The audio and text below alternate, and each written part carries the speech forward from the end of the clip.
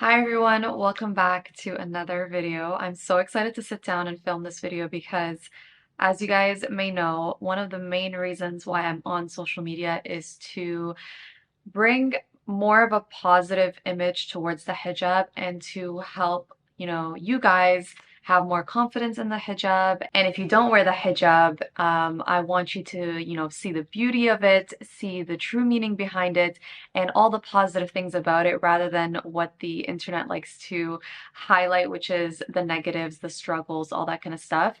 Although I do recognize that like the struggles are super important to talk about, I think it's also about finding solutions and sharing like experiences of how to overcome those difficulties because that's the only way we can grow as Muslims, especially as women. That's why I decided to post a story over on my Instagram asking you guys if you aren't a hijabi yet and you are thinking of putting it on, what are some worries that you have about putting it on, or what are some things that are stopping you from officially wearing the hijab? And so I got so many amazing submissions, and I wanted to pick, the most common ones or the ones that I saw the most often in the question box and share it with you guys here and just have like an open, respectful discussion, talking about these difficulties and worries, and hopefully giving you guys some insight that will reassure you and maybe give you a little bit more confidence in your decision. Before I get started though, I wanted to give a quick mention to Nominal. They are running a 30% off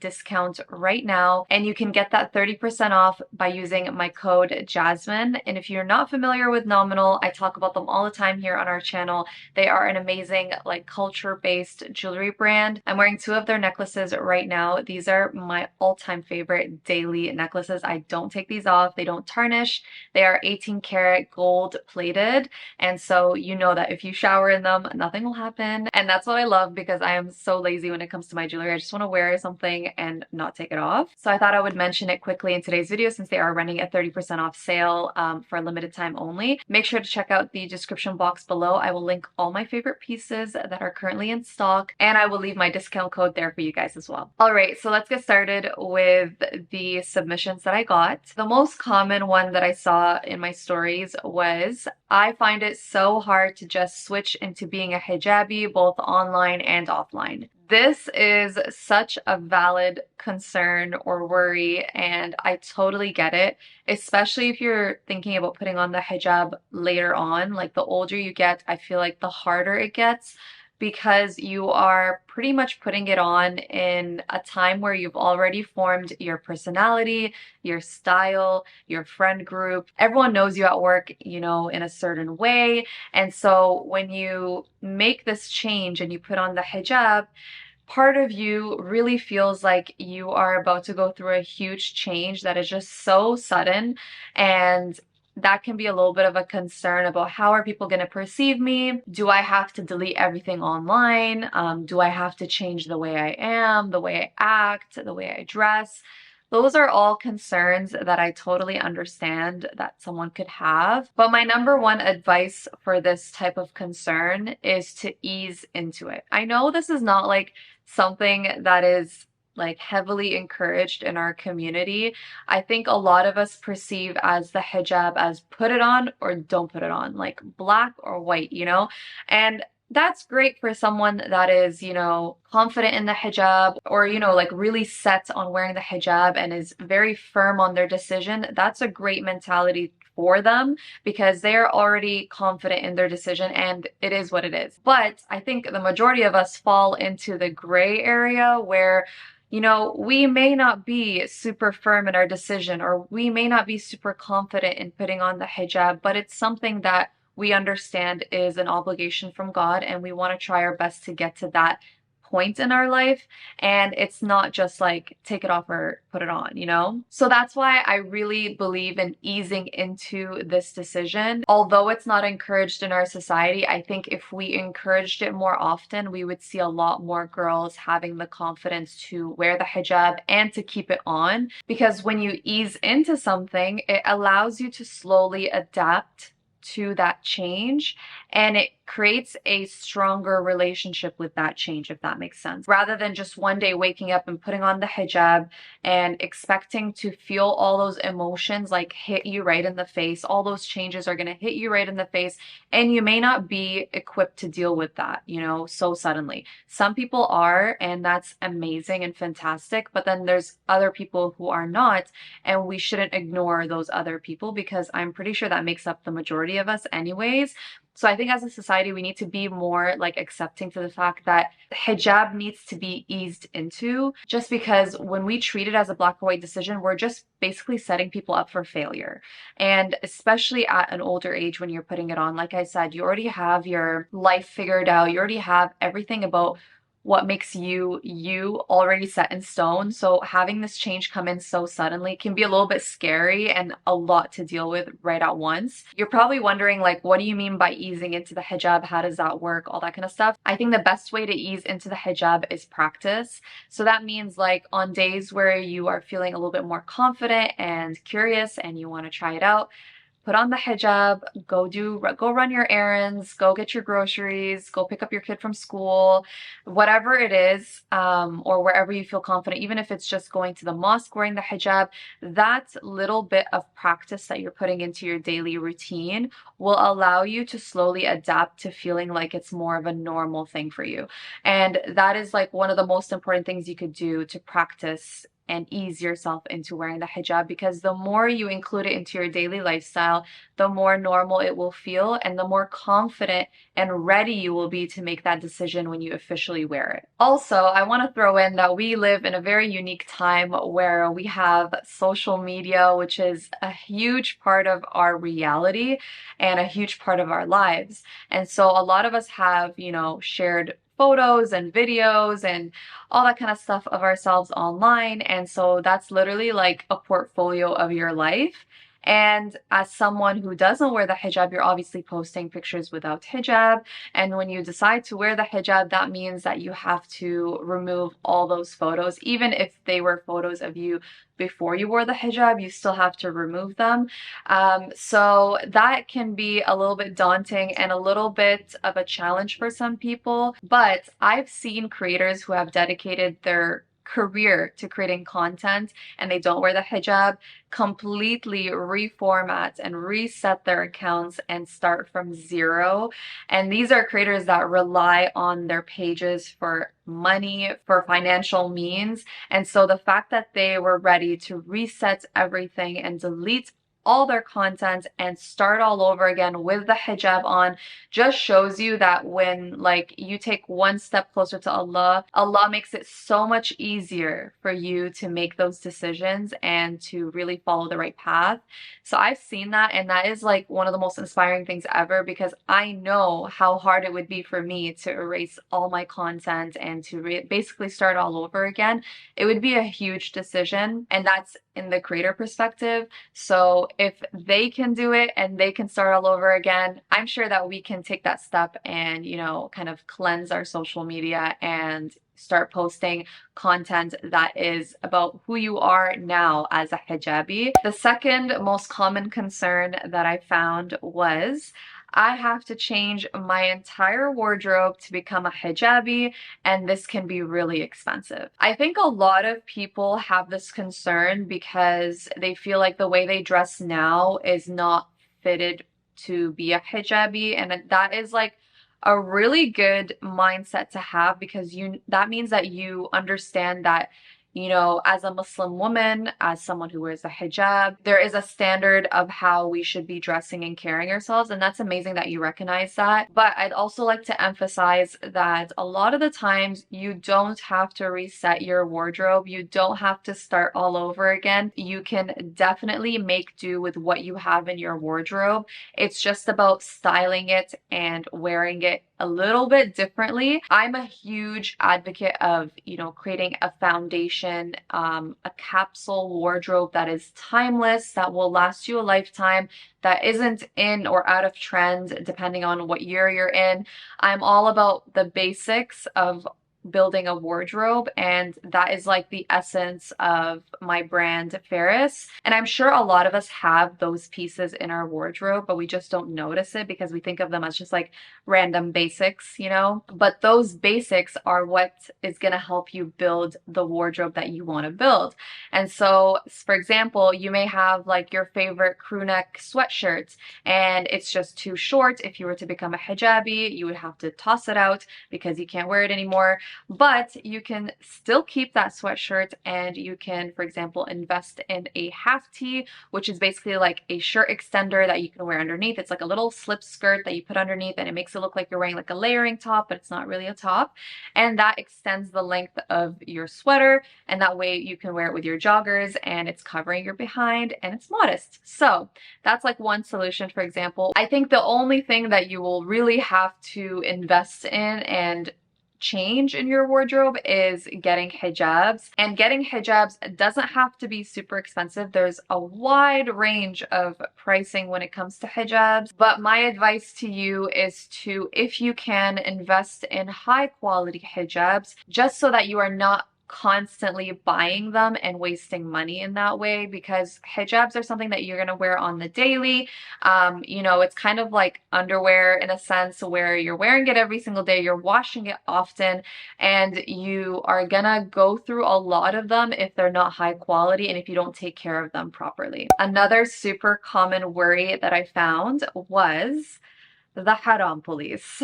As I said earlier, we live in a time where social media is a huge part of our lives, whether that be a good thing or a bad thing. But unfortunately, in the modest fashion world, or you know, the hijabi world, or even the Muslim girl world online, you're going to be faced with a lot of people who think they are the Haram Police. And I see this especially for hijabis because we are so visibly Muslim. I mean, like, pretty obvious. So I find that a lot of hijabi creators face a lot of hate on, you know, the makeup they wear, the style of hijab that they do, the clothing that they decide to show, or how they carry themselves, etc., etc., etc., etc. There's like so many different ways that people get judged online. And it's really unfortunate because I saw so many submissions that were exactly the same as this. Haram Police, Haram Police. I'm afraid of people judging me online. I'm afraid of people, you know, telling me I'm not doing it correctly. I can't handle the hate. And it's just unfortunate that just that little thing could stop someone from putting on the hijab, stop someone from following a commandment from Allah. And we, as you know, people who are viewing content online, we bear that responsibility, by the way. At the end of the day, when we face our creator, we're going to be questioned about the way we treated people online, the way we judged people online, the type of comments we left on public platforms. We are going to be questioned about this one day, and we are going to face the fact that our comment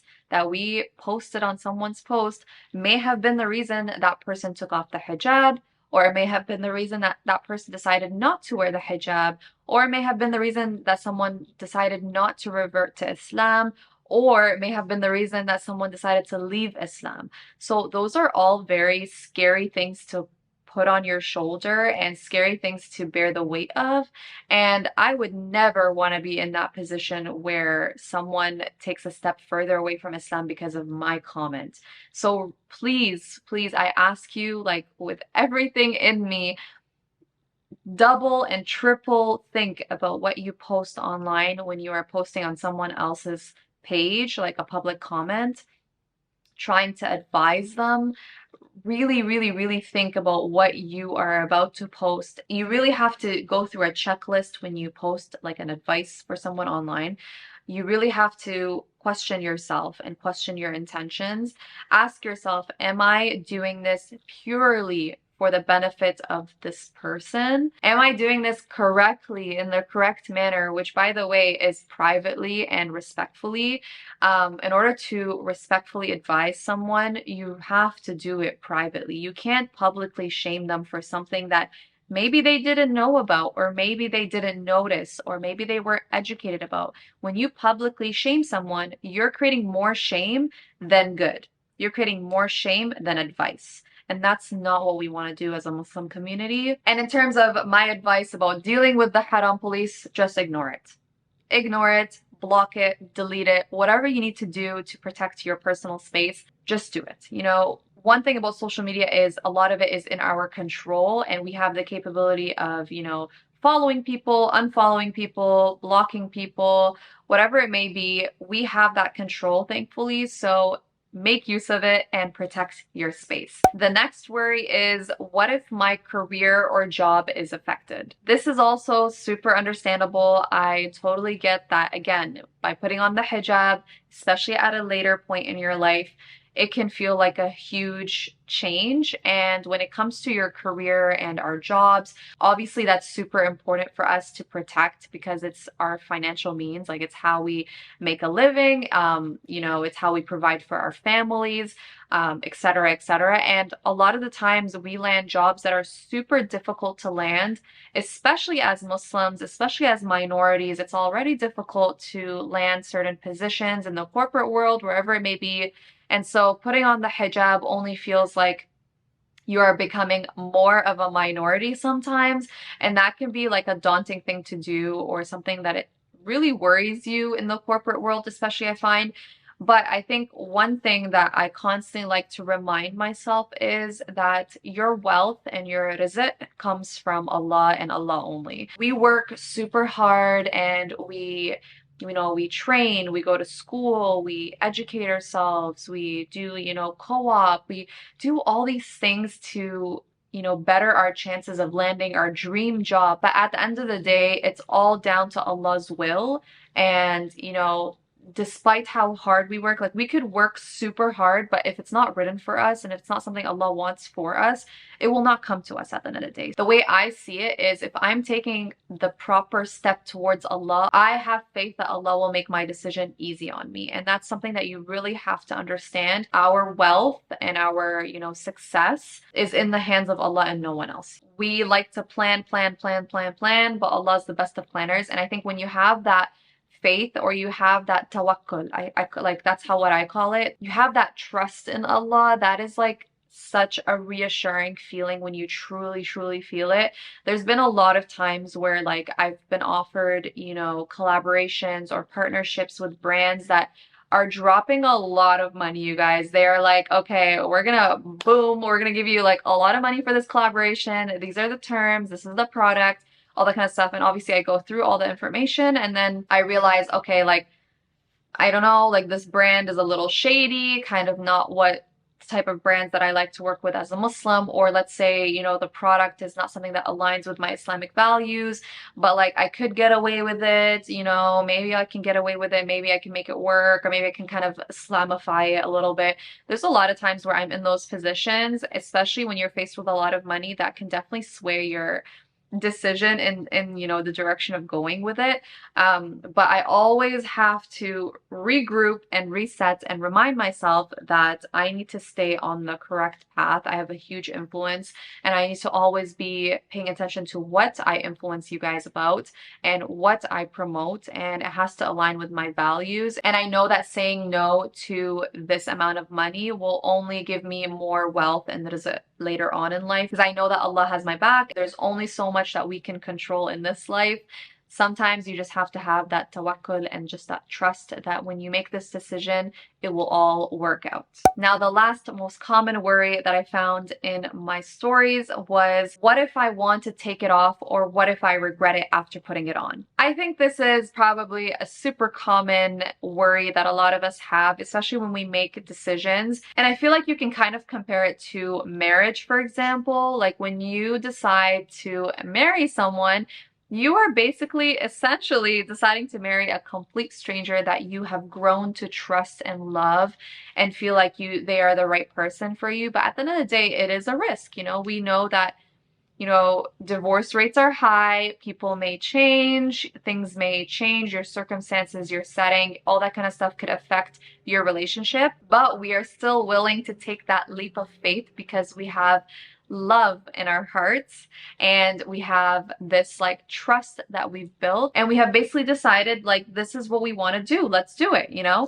And I see the hijab as the same way. You have to grow to love the hijab, you have to grow to understand the hijab, you have to also grow to trust the process that Allah has written for you. And I think when you do that, your decision, although it may be a risk or maybe a challenge for you, or maybe a little bit bumpy at the beginning, you will eventually realize, like, you know, this is a decision that I want to make for myself, and I'm ready to take on that challenge, and I'm ready to face whatever comes my way because I have this love for this new challenge in my life, and I have this love for this new decision, and I'm ready to take it on. And I think that is like the best way to go about it and the best mindset to have, paired with the practice method that I told you guys, the easing into it. I think you will create a solid foundation to really face it and be successful at wearing the hijab. And also, I would like to remind you that even hijabis that have worn the hijab for 20 years still sometimes struggle with it. We are faced with so many temptations in this world, and Allah recognizes that. We know that this is a known fact in Islam. We know that this life is full of temptations. So I think the beauty of that is how we overcome this doubt and how we overcome these temptations. That is where the reward is. And that is something to be actually very proud of and very excited about, because these many challenges that you face when you wear the hijab, those are the challenges that are not only going to strengthen you as a Muslim woman, as a hijabi, but it's also going to give you so much more reward in the afterlife, inshallah, because Allah knows our struggles and knows how hard we fought to overcome them. So don't let the fear of regret or the fear of changing your mind stop you from making a decision. I think we have to have more faith in ourselves and more faith in our strength and our capabilities of overcoming challenges. We are very strong, especially as women. Like, we can handle a lot, you guys. And I truly believe like the hijab brings more blessings, way more blessings than difficulties into people's lives. And so when you have that mindset, it really makes your decision a lot easier, and it makes those challenges a lot easier to overcome later on. Also, it's important to recognize that when you put on the hijab, it's not just like a one and done type of event. You constantly have to work on it in order to be continuously confident in it. And I think it's the same way as marriage too. Like, it's not like, okay, you get married and happily ever after and that's it. That's all you have to worry about. No, marriage takes work, and you have to constantly work at it for it to be successful and for it to keep its strength over the years that you go through, because we all go through different events in our life that shape how we are and change how we are. We grow as people, we change, you know, it's normal. And so the same way you have to work at marriage in order for it to stay consistent and strong, you have to also work on your hijab. And that means, like, you know, constantly refreshing the purpose that you're wearing the hijab by watching lectures, by really doing that research constantly and strengthening and reigniting your love for the hijab.